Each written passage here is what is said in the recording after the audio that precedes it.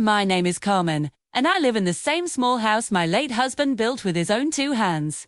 The walls might be a little cracked now, but they hold 1,000 precious memories. Last summer, my daughter and her son Leo came to visit. My grandson looked around the place, a bit of a frown on his face, and whispered, "Grandma, why don't you just sell this dump? Gook could move somewhere much cooler." I just laughed softly.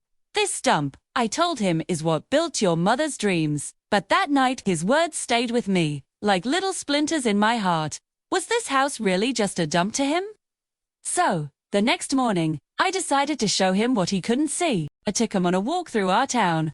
First, we stopped by the school his mother went to. "See this school, Leo?" I said. "I scrubbed these very floors every night, so your mom could have the best education." He didn't say anything, just looked. Then, we passed the old bakery on the corner. The smell of fresh bread still hung in the air. "I used to clean this place every single dawn," I explained, "just to afford a few cans of paint for our little house, to make it feel like a home."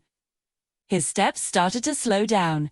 For our last stop, we stood in front of the town's community center, a beautiful building that was rebuilt after a terrible storm years ago. This building, I told him, my voice a little shaky with emotion, was rebuilt using the savings from selling a piece of my land. He went completely quiet then.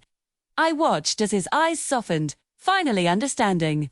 Later that evening, back at the house, I was watering my plants when I noticed Leo had his phone out. He was filming me. He posted the video online with a caption that made my heart swell.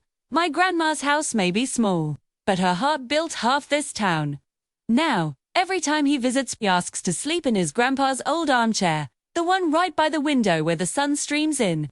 I've learned that sometimes, the biggest homes aren't made of walls and a roof. They're built with stories.